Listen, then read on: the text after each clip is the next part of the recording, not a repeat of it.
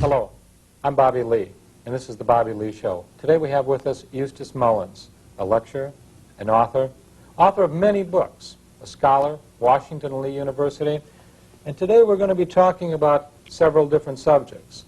But this particular subject is the most important for today's political venue. And Eustace has written a book called The World Order.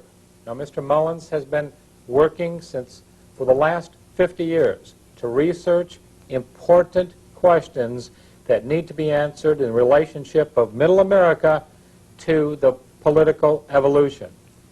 Eustace, tell us a little bit, if you would, how you got started in being an author. Well, I had always intended to be an author, but I had intended to write novels, perhaps some poems, and I had absolutely no interest in any research or any nonfiction work.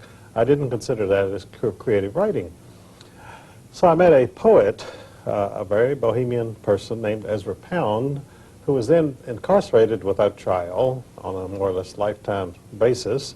And he asked me to look into the banking interest, the Federal Reserve System, at the Library of Congress there in Washington, D.C. And I did this, and I found it to be quite an interesting story, which launched me on research which continues to the present day.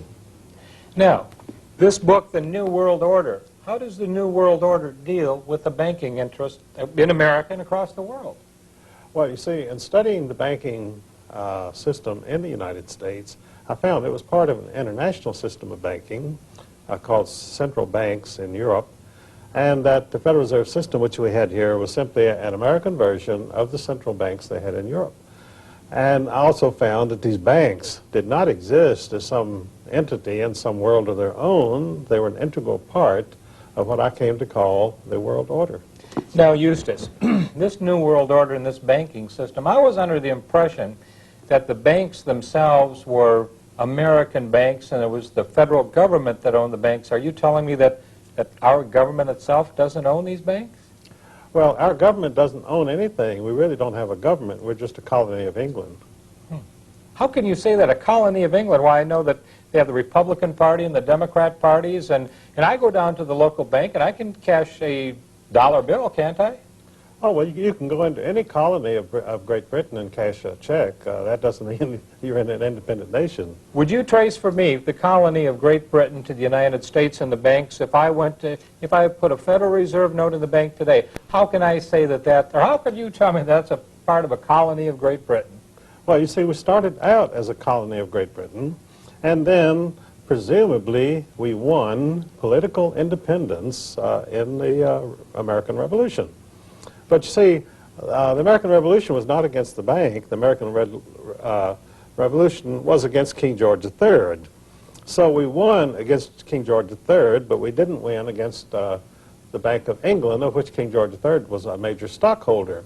So King George lost this wonderful colony over here, but he retained the banking control and continued to get his interest and his profits from his American colony, just as before.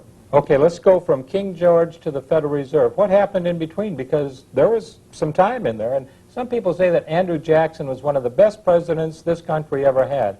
Could you tell us about him, and what did he do in regard to banking? Well, you see, immediately after the Revolution, when we had our wonderful independence and we could have the 4th of July and shoot off firecrackers and still pay interest to the Bank of England, which no one seemed to mind because they didn't know about it. And so Andrew Hamilton established or reestablished the Bank of England presence in the United States of America immediately after the Revolution, called the First Bank of the United States, which Jefferson strongly opposed. And when Jefferson became president, he refused to renew the charter of this foreign central bank, the First Bank of the United States, so it went out of existence. And in revenge for that, England declared war on us, and we had the War of 1812, which was simply a banking war. Of course, you won't read that in any history book in England or in the United States. They tell you that American seamen were being impressed by the British Navy. They would stop American ships and impress American seamen. And this was the occasion of the war. Well, that had nothing to do with it. It was simply the Bank of England said, we're going to punish the United States for refusing to renew the charter of the First Bank of the United States. So anyway, the first bank of the United States disappeared, and then Nicholas Biddle, an agent of James Rothschild of Paris, chartered a second bank of the United States.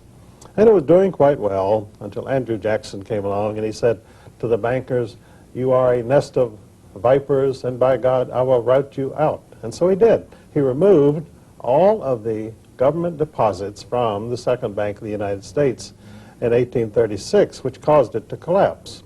And in revenge, the Bank of England suspended all American paper, which caused the first Great Depression in the United States, called the Panic of 1837. That was strictly a banker's panic. And of course, then the Rothschilds came in and bought up American securities at 1 cent on the dollar and established a great many of the great American fortunes, including J.P. Morgan.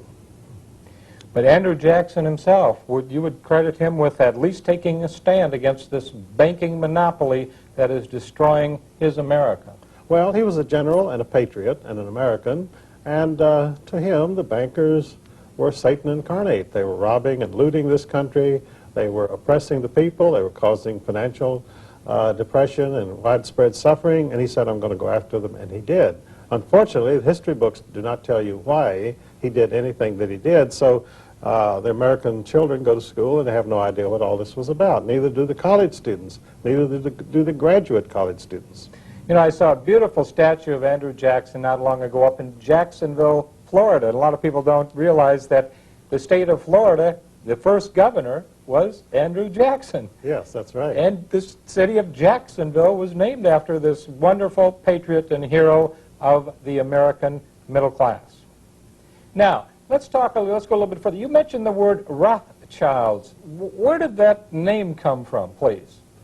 Well, there was a family of moneylenders in Frankfurt, Germany, named Bauer, which means peasant. And why these moneylenders were trying to call themselves peasants, I don't know, because none of them had ever been near a plow in their life.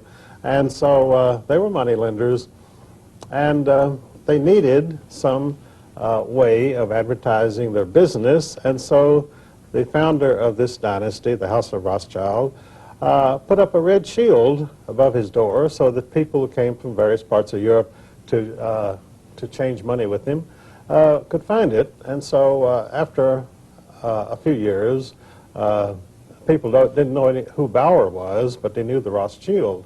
The red shield was Rothschild.